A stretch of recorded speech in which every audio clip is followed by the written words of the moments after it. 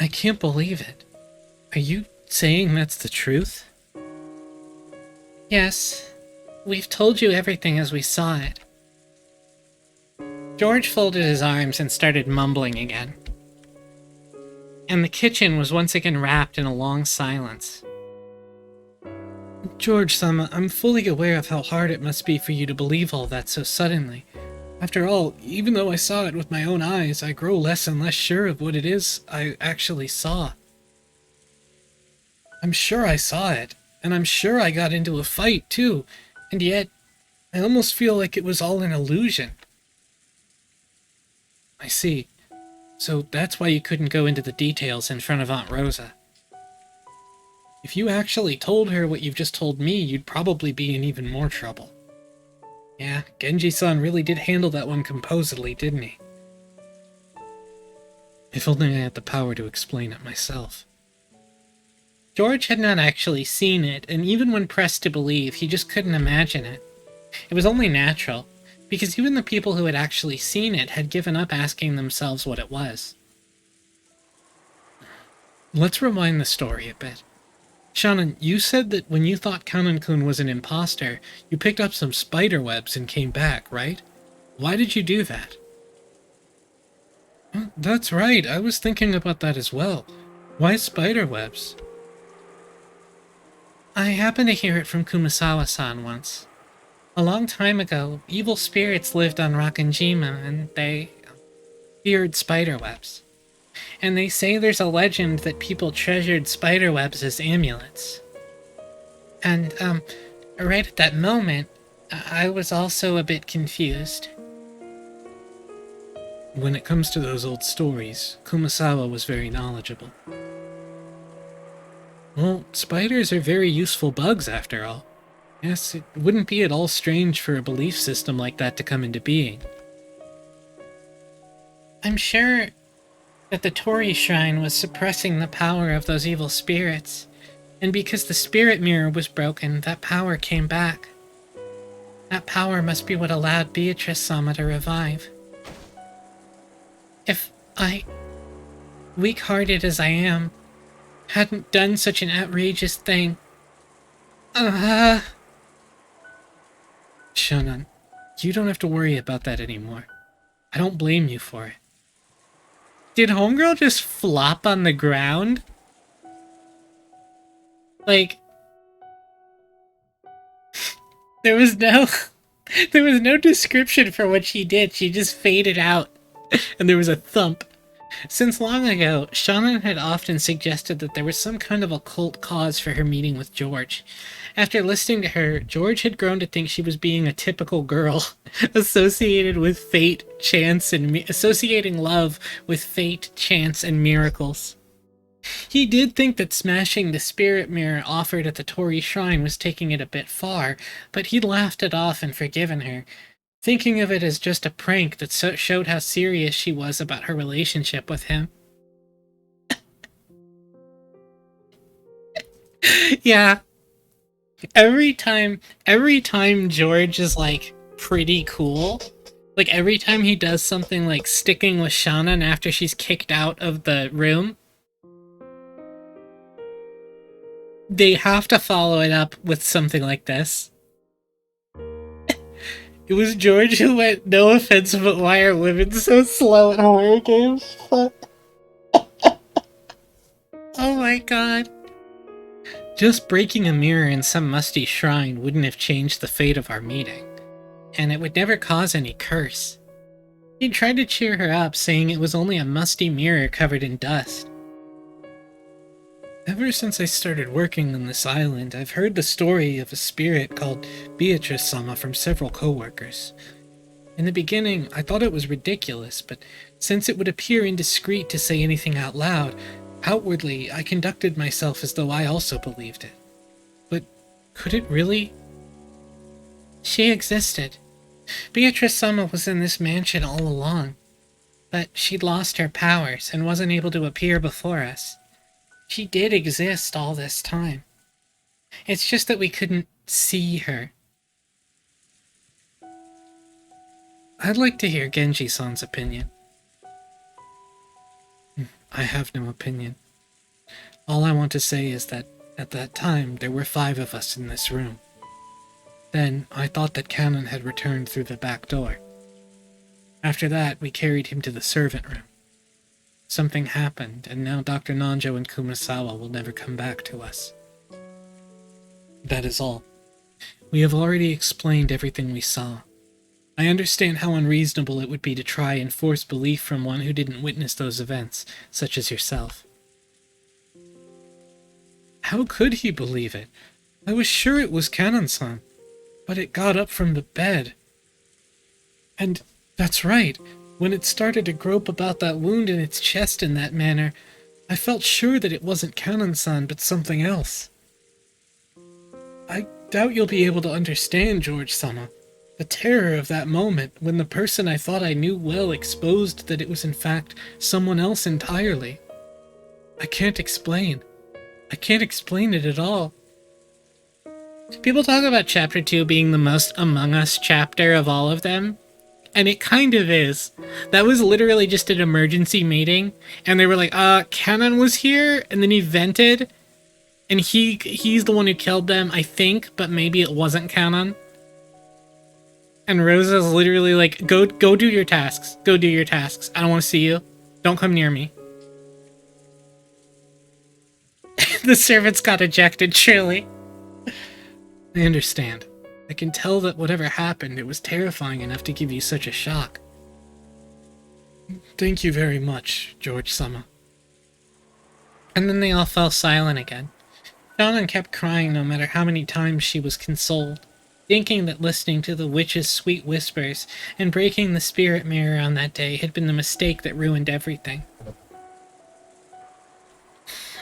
The witch who whispered those things to you loses her powers if that mirror exists, right? I think she explained it to me a little, but I don't really remember.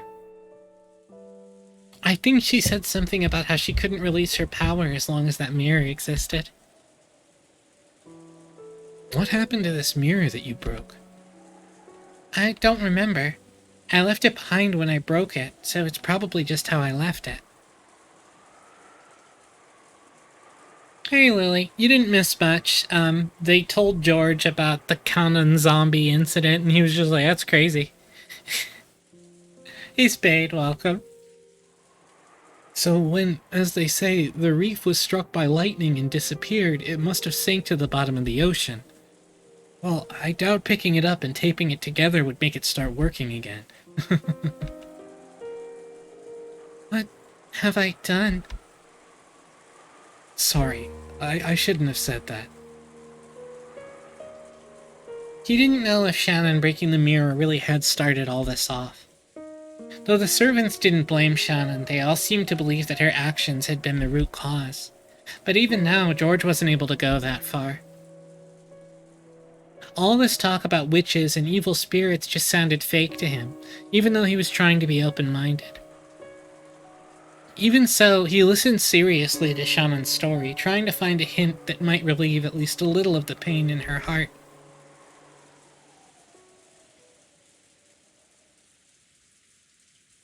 Come to think of it, though it's surely different from the one in the Torii, I have heard that Madame keeps a spirit mirror as a charm. Really? Aunt Natsui? Yes. I believe she received it as a memento from her grandfather or something, and that it functioned as a powerful ward against magic. A spirit mirror of high pedigree, I think. Thank you, Spade. Oh yeah, she never got to give it to Jessica last book. I have also heard the same story. Something about the mirror having the power to reflect that which is not good and... Oh, reflect that which is not good and send it back. Reflect that which is what I read. If we had that spirit mirror, could we resist Beatrice since she's a witch? Huh? When George proposed this, the servants looked up. The shrine and the torii where it was kept are gone now, but the important thing is that there's still another spirit mirror. I've heard that Aunt Natsui's family is descended from Shinto priests. Maybe that isn't just a simple mirror. Oh, thank you, Uber. I'm sure I've heard Madam say she keeps it in a treasure box. It might not be very large. I don't think that its size is a problem.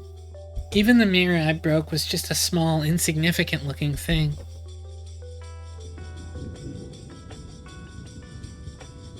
God, what's this track?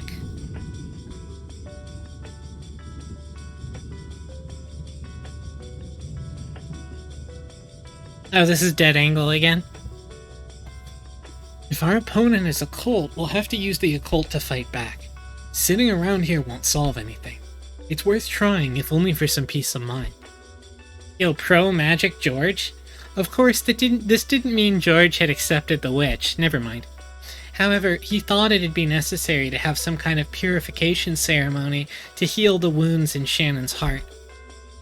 So this story about Natsui's spirit mirror was actually really convenient. Let's go. I won't say anything crazy like let's go get it and finish off the witch. However, I think it'd be useful to have some sort of charm that can protect us from her. Maria-chan told me about it earlier, but the door to Grandfather's room was supposedly able to repel magic, right? That's our grandfather for you. It means he was pretty good on defense when it comes to the occult. Let's go. To Aunt Natsui's room. But I think Madam's room is locked. We returned the master keys to Rosa-sama, and even the key box in the servant room is now locked away. In that case, Aunt Natsui should have had a key on her person.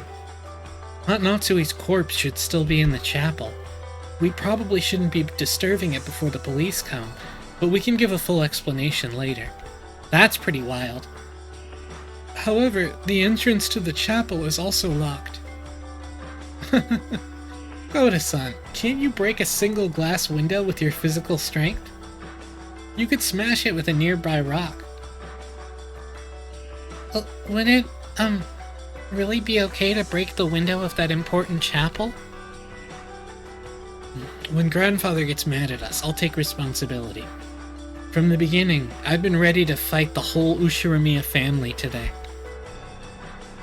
I've got to get them to accept my engagement to you.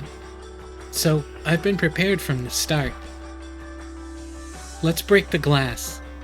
Then, let's borrow the key from Aunt Natsui's corpse. George's announcement that he'd take responsibility seemed to have given the servants a great deal of courage. Shannon and Goda looked at each other, then looked at George's face again. Grandfather knows everything about the occult. I'm sure he'll understand if it's the power of Aunt Natsui's spirit mirror we're talking about. Don't worry, he won't get mad at you. I wonder if Madam's mirror will really be able to seal Beatrice-sama once again. I don't know, but I think it's worth trying. So, let's go. It's getting darker and darker outside. Quickly. Holy shit, Undertale reference? Shonen, get a flashlight. Oda-san, find something that looks like it can break the glass. Sorry, Genji, but can you be on umbrella duty? Yes, sir. But you hold the umbrella, George. The servants who had been rejected by Rosa gained a new master and started to move. George, who was normally calm and gentle, was now radiating dignity. Shannon checked the emergency flashlight.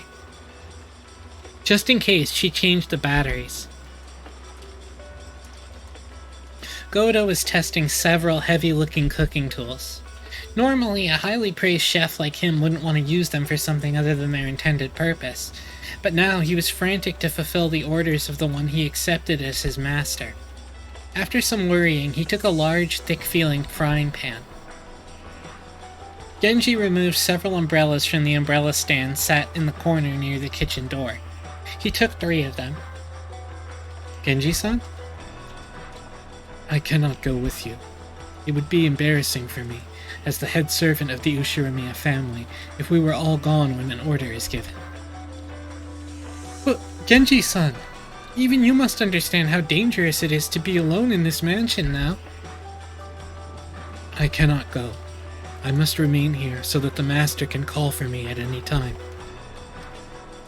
Genji-sama. Go and obey George-sama. Be careful not to make any blunders. Oda, I am counting on you to set an example. Yes, leave it to me. It's so interesting how, like, Goda died in the first Twilight in Book 1. And, like, he's actually pretty, like, he doesn't lose his shit. He doesn't, like, start accusing people of shit. He doesn't do anything shitty. He's actually much nicer and a better person in Book 2 once mortal peril begins than he is in Book 1 or the beginning of Book 2. I will surely fulfill my duty. You're sure about this, right, Genji-san? Yes. I am already at this age. All the days of my life until now have been spent repaying the debt I owe the Master. The roulette will decide the fate of a senile old man like myself. I will sit here and see what the result will be with my own eyes. As Genji said that, he sat down, as though saying he didn't intend to discuss this anymore. His gaze fell to the chessboard he'd played Danjo on. When George saw this, he decided to leave Genji there. Let's go, everyone. It looks like the wind has died down a bit for now. When George took an umbrella and dashed down the hallway, Shannon and Goda chased after him, each holding a tool.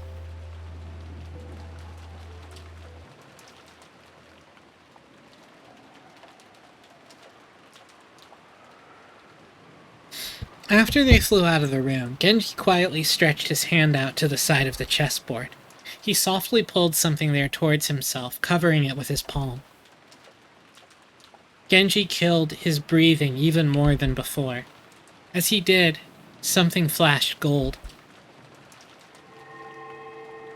From inside an ice pail set on the counter, a small gold butterfly appeared, softly and silently.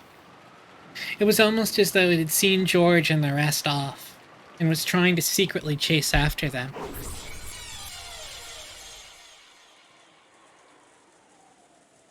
It happened in an instant. The elegant gold butterfly, flapping its wings, was pinned against the wall by the knife Genji threw, just like a butterfly in a bug collection. After the gold butterfly beat its wings several times, looking like it was in pain, it accepted the fact that it couldn't break free, became fine gold powder and smoke, and disappeared as though it had melted into water.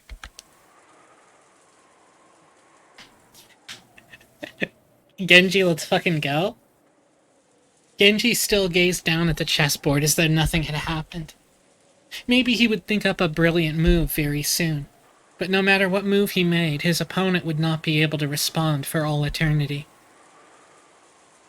Even though he knew that, Genji searched for a brilliant move. It must have been the perfect way to kill time during the short period before some fate would be given to him. He didn't know what the result of the roulette would bring about, but that decision would be made very soon. No one could interfere with the tumbling roulette ball.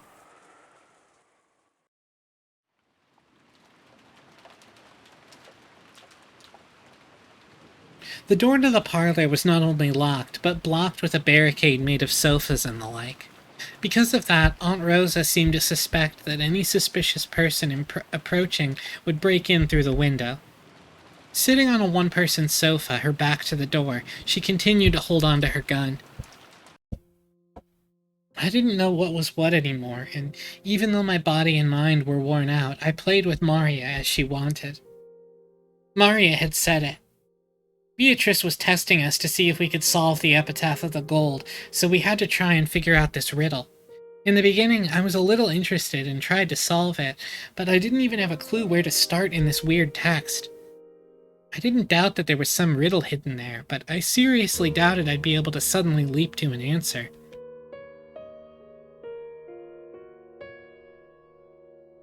In the middle part of the epitaph, there were the lines going from the 1st to the 10th twilight, telling us to journey to the Golden Land. On the first twilight, offer the 6 chosen by the key as sacrifices. On the second twilight, those who remain shall tear apart the 2 who are close. It was obvious that this hinted at the first 6 murders that had already occurred in the chapel, and Jessica and Kamonkun's murders. If this was being followed, we still had to be prepared for 5 more people to be killed. On the 4th twilight, gouge the head and kill. On the 5th twilight, gouge the chest and kill. On the 6th twilight, gouge the stomach and kill. On the 7th twilight, gouge the knee and kill. On the 8th twilight, gouge the leg and kill. Dr. Nanjo and Kumasawa Bachan's corpses still haven't been found. However, if this follows the pattern in their sacrifices for the 4th and 5th twilights, they'll surely be found in a pitiful state with their head and chest gouged. So, can we expect that 3 more of us will be gouged in the stomach, knee, and leg and killed? Who will it be? I looked around the room, noticing that there were 3 people here, but how should I put it? My emotions seemed paralyzed. Strangely, I didn't feel frightened.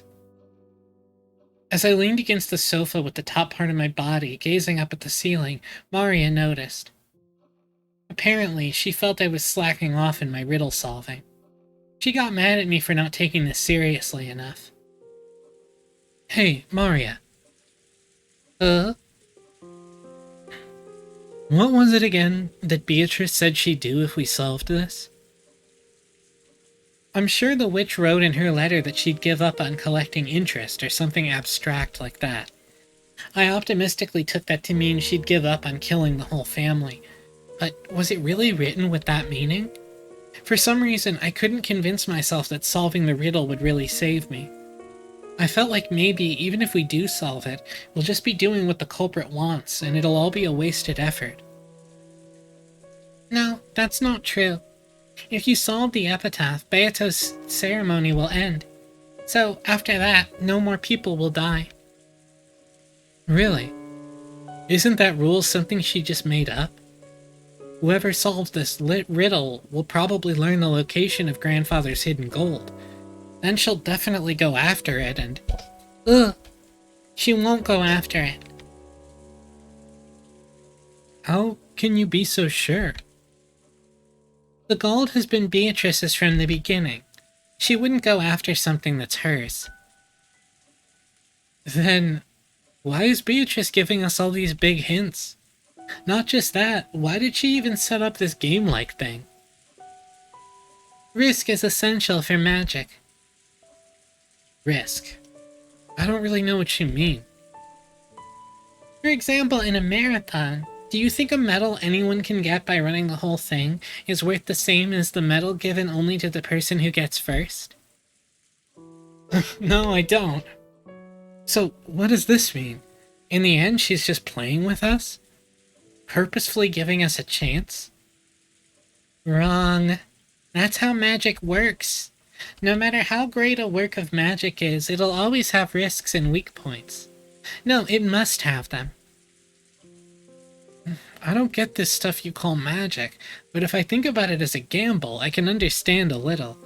If you aren't prepared to lose big, then you can't win big. And the slimmer the chances of winning, the bigger the payoff. That's right. And Beato really did explain the risk of the ceremony to everyone. So, if this riddle is solved, the ceremony will be suspended. After all, if she breaks her promises, there wouldn't be any risk. If we solve this, will she really keep her promise? Why are flowers beautiful even though they wither? Why is it that an artificial flower isn't beautiful, no matter how elaborate it is, even when you can't tell the difference by looking?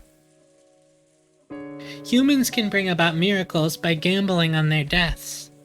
If an undying human existed, they'd have no way of bringing about a miracle. Ooh! Higurashi moment. That goes for us, life, the witch, and the ceremony too. If we don't bear a risk, we can't succeed in anything. What do we do if we solve the riddle? Should we raise a hand and cry, "I got it," tell the witch our answer and see what she says? Ugh, I don't know about that. But if we solve it, the ceremony will surely end automatically. You sure know a lot, Maria. Did you learn all of that from Beatrice? Ugh. So, if you don't bear a risk, nothing can be gained, is that it? That definitely is the way of the world, but it's sort of in conflict with the chessboard thinking I like so much. At least when making moves in chess, players grope for the best move, always trying to avoid risk and hoping for an advantageous turn of events. They don't trust a chance like in gambling. That's right, there's no room for gambling in an intellectual game. And yet, this person called Beatrice has created such an outrageous crime, or maybe a ceremony, while purposefully imposing conditions for her own loss and announcing them to us. In chess, you always play your best move. So, by putting yourself in your opponent's position, you can predict their next move. However, we can't be sure that Beatrice's moves are always the best moves possible. I thought she was probably making us focus on the epitaph to fool us in some way, speaking in riddles. But according to Maria, that alone was impossible. She said this was a genuine risk that the witch had taken, and therefore proof that this was a formal ceremony for magic. I can't understand this witch called Beatrice. If she's committing this chain of murders with some goal in mind, why did she go to all the trouble of exposing the conditions for her defeat? No matter how I spin the chessboard around and think from my opponent's perspective, I can't understand why she'd give up if this riddle was solved. Isn't it almost as though Beatrice doesn't care whether she wins or loses? Of course chessboard reasoning won't work against an opponent like that. I don't understand. What is Beatrice after that's making her carry out this crime? If she just wanted to massacre us all, she could have done it quietly without this whole crazy setup. There was no need for that kind-hearted advance notice, if all this self-aware closed room stuff or any of the rest. It's all overacting. I've got no clue what it means. Will I be able to understand everything as long as I keep thinking of Beatrice as a greedy human culprit? If I don't accept her as a witch, will my chessboard thinking be stuck before I've even lined up the pieces? If she really is a witch and everything Maria said is true, then there's only one thing for us to do. The theory building and discord and searching for the culprit has all been pointless. We should have all gathered in the dining hall, combining our knowledge to solve the riddle. By combining the knowledge of that many people, we might have been able to grasp at least a thread of the answer. The greedy humans, each desiring to gain something over their opponents, were getting offered up as sacrifices one by one, without gathering their knowledge together. In the end, did the humans get what they deserved? They thought they were using their brains, but they were actually thinking only of their greedy selves. In the end, chessboard theory is a thinking technique where you project yourself on your opponent. So greedy people see their greedy selves inside their opponents. I looked lazily at Aunt Rosa. She was probably tired from being under all this tension the whole time. She couldn't sleep, but she kept vaguely staring at some point off in space. Aunt Rosa had announced that we couldn't trust anyone who hadn't been killed. Aunt Rosa's chessboard thinking saw herself inside the opponent. In other words, maybe Aunt Rosa was an isolated woman, unable to trust anyone and unable to let her guard down. Long ago, I think I heard a bit about it from my dad. Aunt Rosa was originally a very obedient child, but her age was too far separated from the other siblings, and they often made conflicting demands of her during their confrontations. Thanks to this, she'd undergone a lot of psychologically harsh experiences in her youth.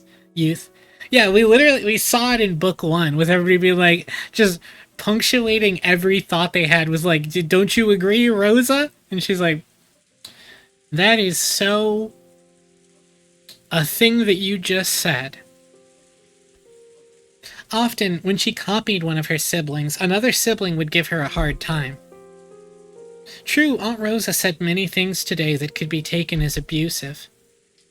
But that means those words were once showered upon her, which is why they were engraved in her vocabulary.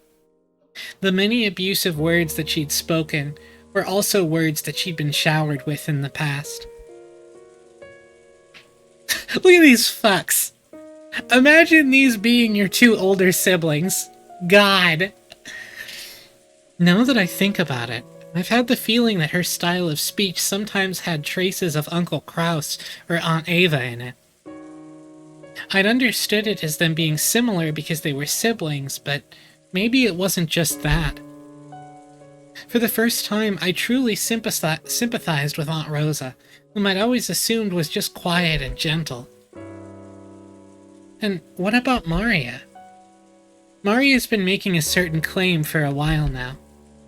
If we can solve the riddle the witch displayed to us, the ceremony will be halted and will definitely be saved. And I think she also said that Beatrice will never break a promise. But this is Maria we're talking about. She herself never breaks promises, and she has the most innocent heart. So she believes Beatrice also won't break her promises. She's able to believe that. But isn't that just an image of Beatrice in Maria's mind? There's no proof that the real Beatrice always keeps her promises, right? I keep my promises. If you solve the riddle of the epitaph, you should be able to reach the Golden Land. When you do, the ceremony will end. No more people will die. I keep my promises in red, for anyone who's just listening, by the way. So you're saying a complete monster like you still follows the rules? I won't deny that I am brutal and unjust and a monster. However, I am a witch. I use magic. In order to use magic, there are some rules that must be followed. Because I am a witch, I cannot neglect those. You should believe at least that much. So even after all the crazy stuff you've done, you're still telling me to believe at least in the rules? I do play tricks. Of course, I also deceive people. I'm no different from humans in that regard. But not once have I disregarded a promise I've spoken. What about humans? Do you always keep your promises? Since we have catchphrases like keep your promises, it's hard to imagine that we always follow them properly. I do love Melancholy Beato, it's a very good sprite. From my perspective, humans are the truly selfish monsters. There's nothing as dubious as a human's promise. Even I sometimes make contracts with humans, but you wouldn't imagine how strict an agreement must be made just to grant a single foolish wish. If there is even a small loophole, they'll immediately say something like, increase the number of wishes to 100, or go turn yourself into a bean. There's this thing Dad always says. He says there's nothing as scary as contracts. According to him, it's only natural that people who sign without reading them thoroughly will get chewed to the bone. He's made a killing through vice. Imagine it. When people are born, they know nothing of fraud. They get it from somewhere. And so they learn it. Yes, the crimes of the human world where people must press up against each other. Let me see, I've heard that from a witch somewhere. Oh well. I'm not as heartless as I think, you see? I'm not as heartless as you think, you see? Liar. You killed so many people, and you did it in such horrible ways too. How could you not be heartless? You say you keep your promises? Don't say stuff like that. I won't accept you, ever. I believe my only way to resist you is never giving up on that. I see. So you're saying this eternal torture will be the same for me? Perhaps. 1,000 years is a long time. Maybe a witch's true strength is decided not by their magical power, but by the strength of their endurance. Yes, I can accept how terrifying Lady Byrne is. Hey, it's our first official usage of Byrne as a nickname. Incredible. Batrice shipping? Oh my god, absolutely. People absolutely ship Battler and Beatrice. Damn you, babbling on and on about this incomprehensible stuff. Let's quickly get back to this eternal torture. I'm prepared to stick around for 1,000 years or even 10,000 years. Good, good. It looks like you've regained some of your will to fight. It would be boring otherwise. Come now. Don't you often see it in competitive games? Sometimes one player intrudes on their opponent's territory, but the opponent is so weak that it's a bit of an anticlimax, so the first player loses on purpose to extend the game until the last round, during which they get serious and shower their opponent with blows, right? I don't get what that means. It's the same as wine. If you don't let it age well, it won't sparkle. You're the same as that wine. I'll carefully make you age. I'll raise you to be the best alcohol to adorn my elegant time. So don't give up after only this much. Keep on denying me. After all, as long as you don't accept me, I'm nothing more than a fleeting illusion.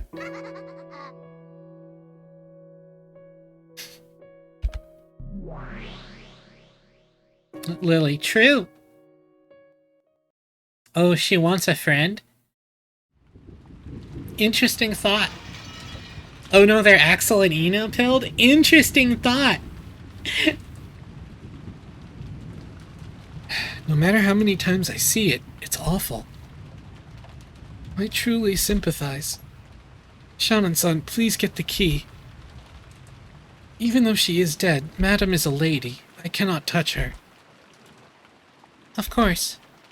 Shannon nodded sharply, her expression filled with a sense of duty. George, Goda, and Shannon had broken a suitable window and were inside the chapel. Since they really hadn't wanted to break one, they'd searched for another way in just in case.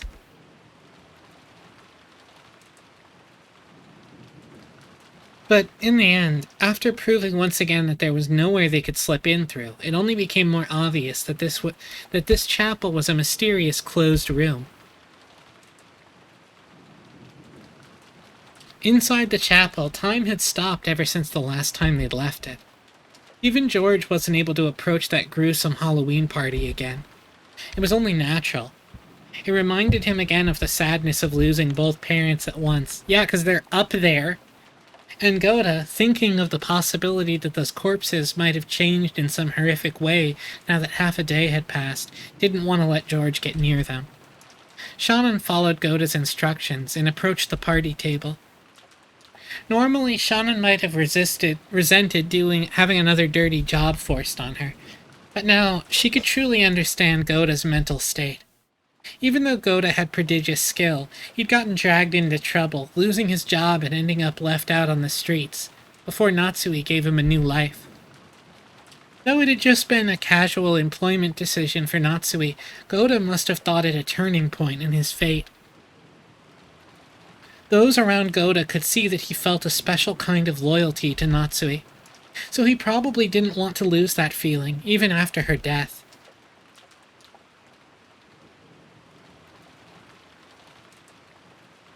Now that a half-day had passed, the bodies of Natsui and the rest had changed completely. Small bugs sniffing out the smell of death had started to gather. It really wasn't something you'd want to look at directly. Madam, excuse me. Because of her long experience as a servant, Shannon held an idea of which pocket Natsui kept the key to her room in. It would probably be this pocket. Her guess didn't fail her. Just by touching the outside of the pocket, she was immediately able to feel it. It's here. The key to Madam's room. Shannon held the key up high, showing the others that it had been found. As Goda and George watched her, their eyes opened wide. That wasn't the expression Shannon was expecting, so it startled her. The world of Kinzo wasn't a dick. It's just that picture of like the highways in the sky and flying cars and shit.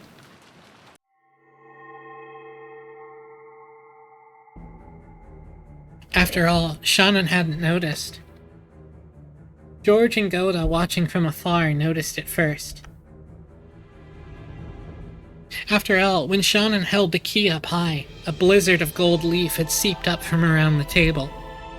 They were countless golden butterflies. It was the first time George had seen them, so it might have looked like some kind of illusion. Look at that! Like, in case you're keeping track at home, it was the first time George had seen them. But Goda already knew.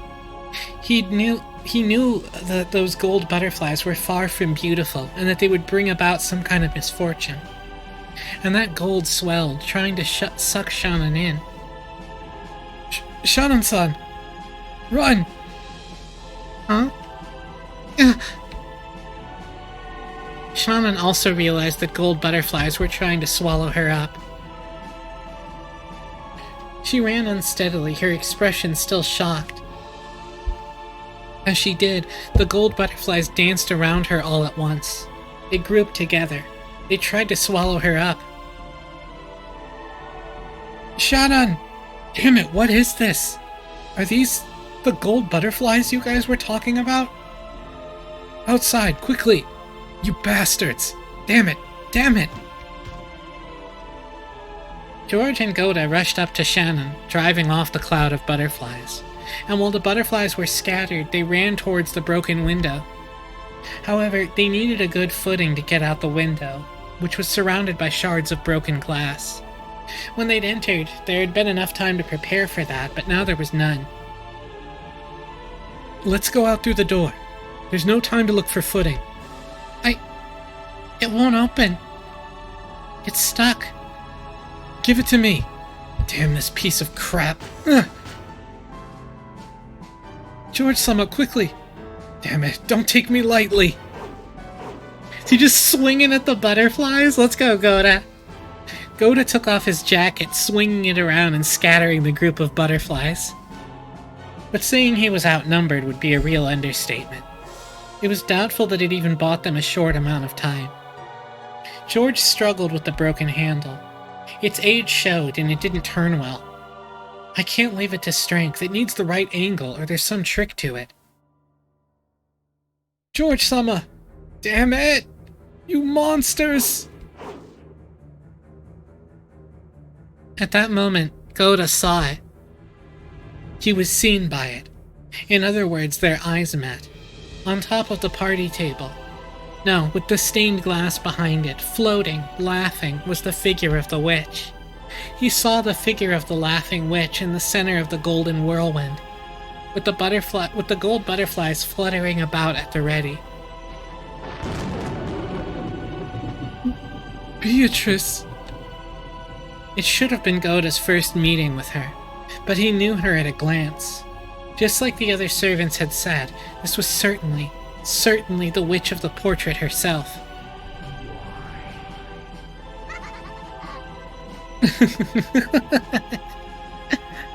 It's almost time for dinner, is it not? I am the host of this mansion now, so I must give you a warm reception before your wonderful dinner. And look, we even have 3 people fit to order. My, how truly convenient. Ooh. It's open. Goda-san, quickly! Beatrice-sama. Huh? Are you sure it's a good idea to just stand there? If you think this place will make a fitting cemetery for yourselves, then be my guests. I must praise your spirit for wanting to stay by your former master's sides and serve them even after death.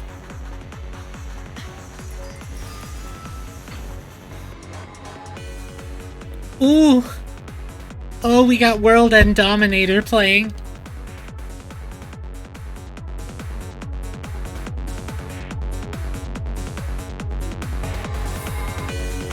This is a good one.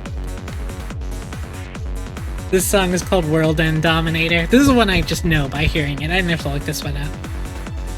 The golden butterflies that wrapped around the witch burst. The golden whirlwind that had wrapped around... Oh, I already read that. The golden whirlwind that had wrapped around the witch burst. It was like an evil hand that had literally spread its fingers and was trying to attack them. The cloud of gold butterflies attacked with a fluttering sound. Hurry! We can't stay here! George's voice brought Shannon and Goda back to their senses. Standing here now would make them like frogs getting stared down by a snake. They had to resist. They had to fight this incarnation of the new, brutal, and frightening order in which Rokkenjima had been enveloped.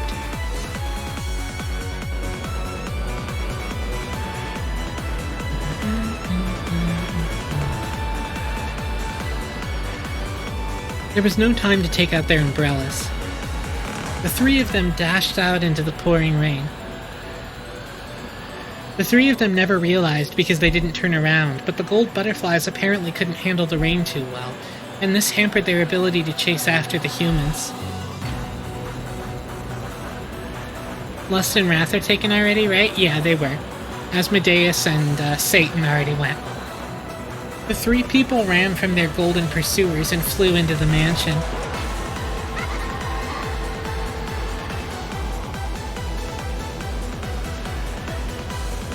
This game walks that Danganronpa could trip and shit itself. God! How nice, how nice. It wouldn't be as fun any other way.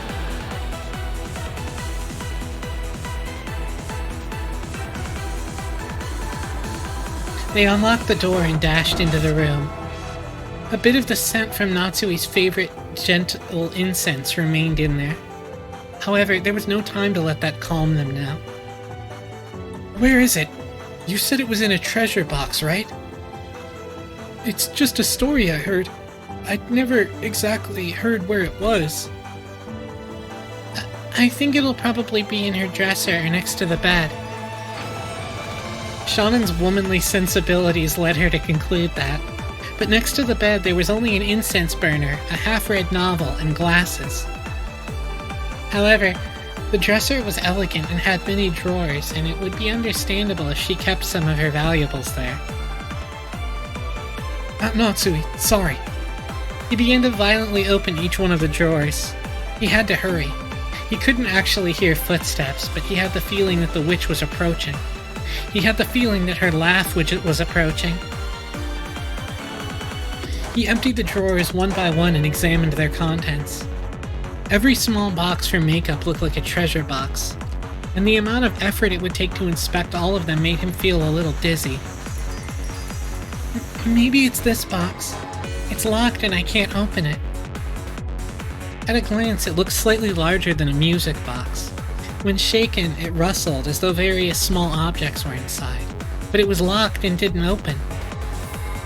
Normally, you'd hide the key somewhere nearby, though some people would always carry it on their person. I don't know. There's no choice. Break it. But we can't do it with force, right? We might break the mirror inside. Could there be a tool to pry it open? Damn it! Oda looked all over the room, trying to see if there was some tool that they could use. And he noticed the door, which had been left open ever since they'd entered. He approached the door to close it, and saw the abominable shadows of people approaching from beyond the darkness in the hall. No, it wasn't shadows of people, because they weren't human at all. George-sama! Hurry! Goda's voice trailed off. It was the shock of seeing a procession of those not of this world. He was a servant, so he knew all the servants working for the Ushirimiya family. But he didn't know about these. However, they were definitely servants. And not servants working for Ushirimiya Kinzo or Ushirimiya Kraus. Hi there. Hello, gentlemen. These new servants who worked for the new master of the mansion, the Golden Witch Beatrice, had goat heads and bright red boiled eyes of lava.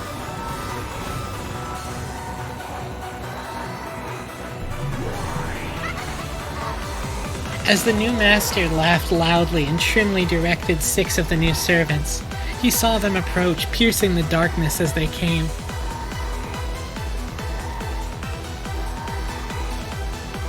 Thank you, Elise. Of course, she was clad in the gold butterflies that were her symbol. Goda hurriedly closed the door and locked it. Imagine seeing... literally open the door and, is that the Golden Witch? And you just close it and lock it. However, just as he locked it, it returned to normal, just as though a spring or something had knocked it back. Oh my god, the boing noise used for dramatic effect? Are you serious? It gave the illusion that some prankster beyond the door was unlocking it every time he locked it. They couldn't have reached the other side of the door yet, so who was doing it and how? It almost felt like playing with a broken toy. Like, boing.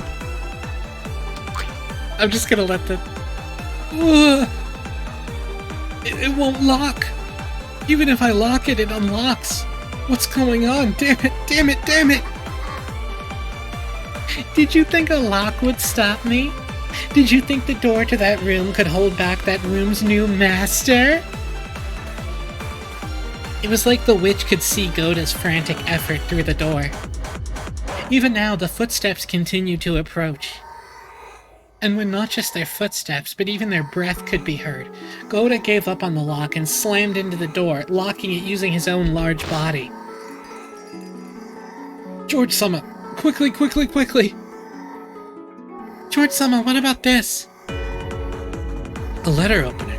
That's better. Let me have it. The fountain pen isn't working. George took it and once again dug into the crack under the lid of the treasure box. It looked like it's working. Quickly, quickly! The pressure from across the door grew even stronger. Goda screamed. This wasn't a war cry during a test of strength. He was terrified. He was simply terrified that nothing but a single wooden door was stopping him from touching something not of this world. But he was still lucky. He wasn't touching the things directly, because they were on the other side of the door. So if he were to touch them directly, Goda's cry would surely turn from something brave into a pathetic, piercing scream, and therefore one that was more real. Goda couldn't believe what was happening right before his eyes. Coming through the door, an arm was slipping straight through the wood like it was water, as though doing this was the most natural thing in the world, and rubbed the back of Goda's hand as he frantically tried to hold the door shut. It slid up his arm, to his chest, and then up to his chin. By now, Goda's scream wasn't even audible anymore. He could hear a sweet whispering voice from across the door. It wasn't coming from the witch, but it sounded like a young woman. However, that didn't change the fact that it came from something not of this world. So cute! Hey, you see it, right? Your life flashing before your eyes? Let me know when it's over, okay? Beelzebub! Thanks. It's over already, isn't it?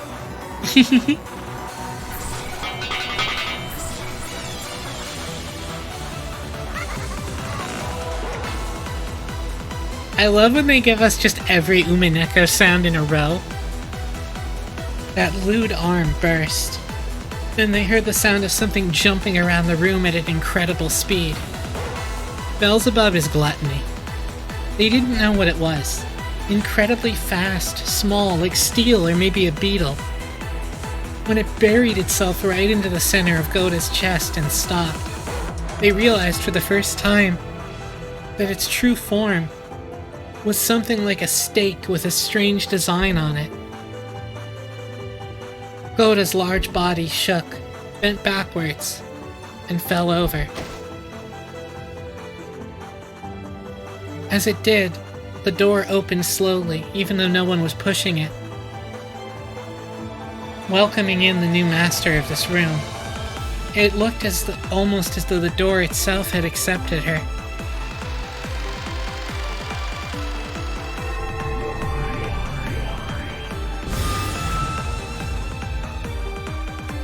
The goat attendants came in one after another, 6 of them.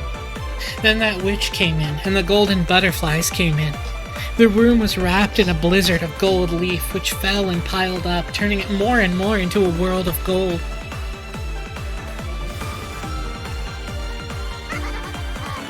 Shannon, the roulette has chosen you and George.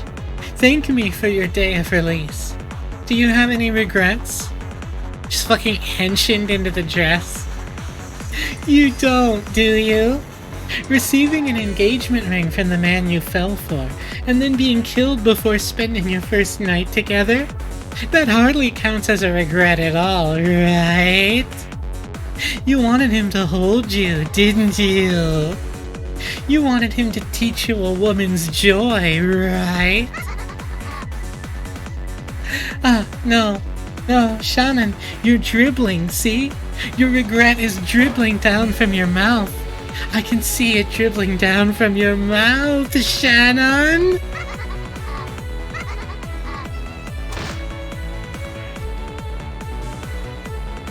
Yeah, there's a little something in common to the way that she talked to Shannon and Kanan in these 2 scenes when she was alone with them and their loved one, wasn't there? It was the sound of the lid to the treasure box breaking open. When George turned it over, accessories, charms, various small objects that Natsui had treasured when she was a girl fell out. Mixed in with that was a pouch that stood out from the rest. He picked it up and was immediately sure. This was it. I found it. This is it. So close, and yet so far. Die! Damn it! All at once, the gold butterflies attacked George, who was hurriedly trying to remove the contents of the pouch.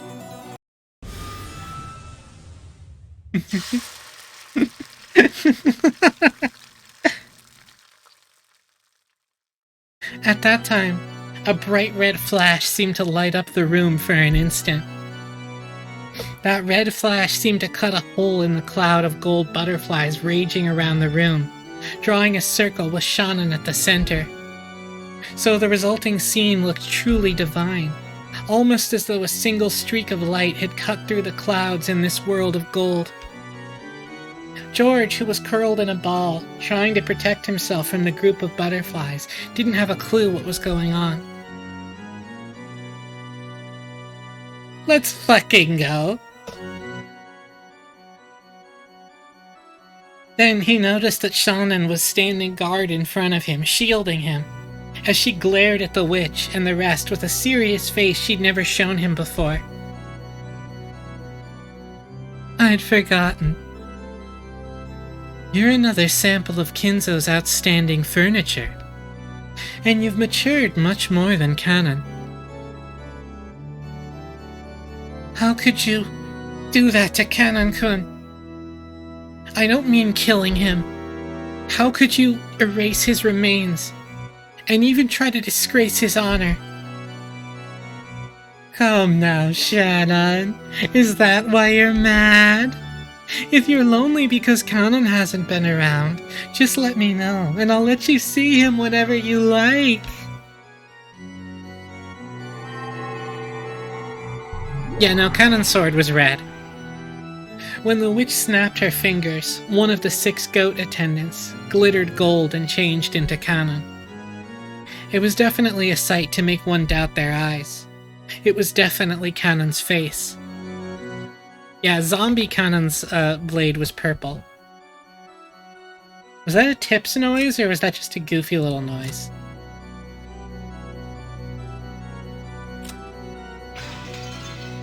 However, in those eyes, the glint of Cannon's integrity was nowhere to be seen.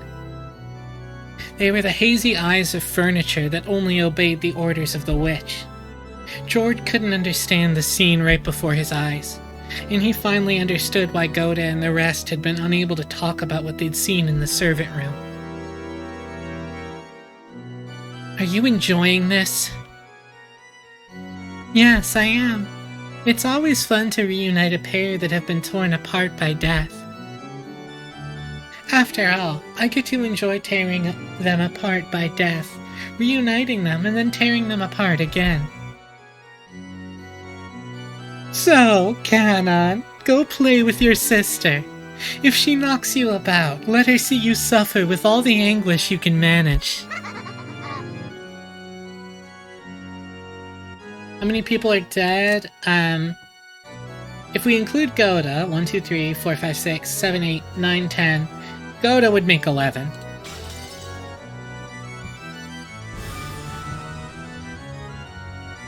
From the imposter Cannon's arm, a strangely shining curve extended. He planned to tear Shannon apart with that. With a single stroke, he would attack Shannon, who still hadn't prepared her heart, and... I won't forgive you. I'll never forgive you for dishonoring the dead not just once, but twice. Enough babbling. Go get killed by your brother, Shannon. I'm sure you'll bear witness to a wonderful dream.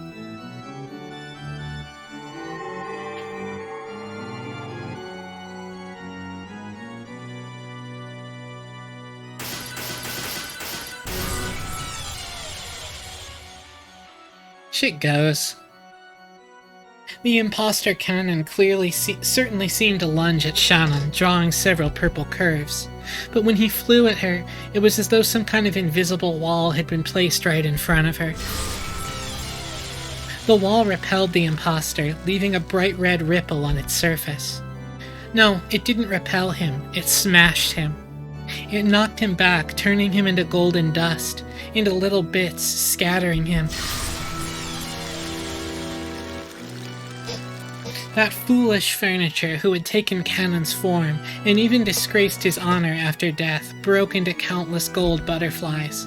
And then those butterflies themselves broke into pieces, and those pieces were broken into pieces, until they were no longer butterflies, but a golden splash that faded away. Shannon! George, son, please don't move from that spot. I don't want to shift the central axis. Well, this is certainly a surprise. So, though your face makes it look as though you wouldn't hurt a fly, you can display such power? I see. So that spirit mirror is lending you strength. But you don't have the tools or the time to draw out its true power. I won't let you have either of those. The spirit mirror George gripped had let out a divine glow, displaying a strength powerful enough not to submit to wicked forces. But that glow was no match for the witch's sinister nature. This is why furniture can be frightening. That feeling like unexpectedly stubbing your little toe on the corner of a cabinet. Yes, this is why furniture can be frightening. You furniture! I am not furniture, and right now you seem very pitiful to me. Let's fucking go. What? Huh. What did this furniture, who hasn't lived even 100 years, just say to a 1,000-year-old witch? You're a very pitiful person. Of course, two people in love will have regrets when they're separated. But they'll feel none of the kind of regret you're hoping for. You dare to speak, furniture? Have you forgotten the days when you were so desperate to be tied to George that you licked my shoes? Living with love and crawling through the muck is what humans do. If you sneer and look down on them for that, then you're far inferior to them. Especially now, I pity you. How precious it is for a loving couple when they bring their love to fruition by sleeping together on their first night. It does have meaning. It definitely does. But it's completely different from what you're saying. It means something so sacred that one such as you has no right to speak of it wickedly. So, I no longer have any regrets. George-san and I have sworn our love to each other. As proof, I accepted his ring. With that, our eternal vows were completed. No matter how you torture us with your wicked magic and your malice, you cannot disgrace eternity. Huh. Don't speak in cheap ideals like some poet.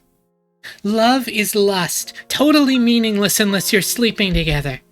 Men are mere flies and maggots that get drawn to your female scent and crowd around you. Do you still not understand that at your age? You'll despair. The first time you witness the dark lust of that glasses man behind you, you'll be crushed, shocked, dumbfounded, stupefied, and it's all useless, Shannon. That's quite a face she's got for this. Yeah, that's enough talk out of you, you furniture. Who the hell do you think you are talking like that? No matter how beautiful you try to make love sound, in the end it's a fraud because love is filthy filth. Don't people become adults when they realize that? Die, you trash, furniture, scrap. I'll turn you into a filthy maggot, then we'll see whether that glasses guy still loves you. I'll show you that this guy's only ever had his eyes on your flesh. Die, you piece of crap! Don't you tell me about love!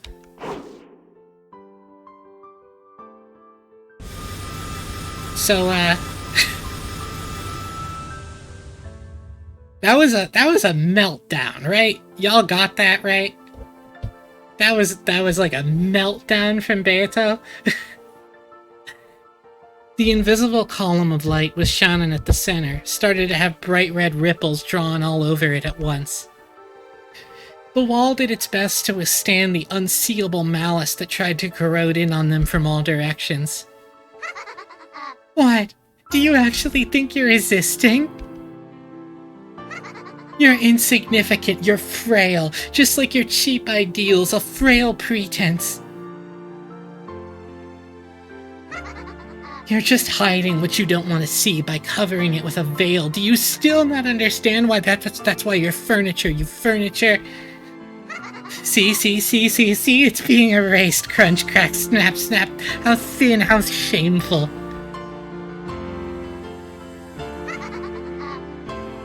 Parmigiano Reggiano would be harder to cut through than your frail resistance.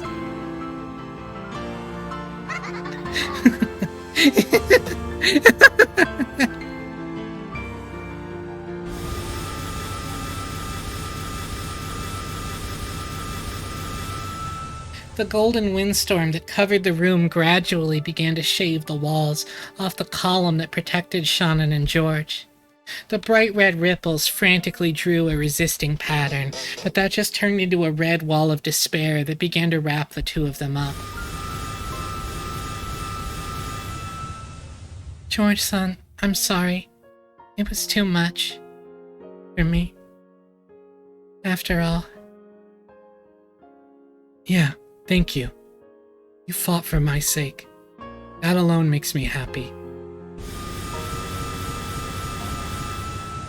The round wall that had once protected them was being assaulted and covered with a curve of bright red ripples as it seemed to scream, and it began to suck the two of them up instead.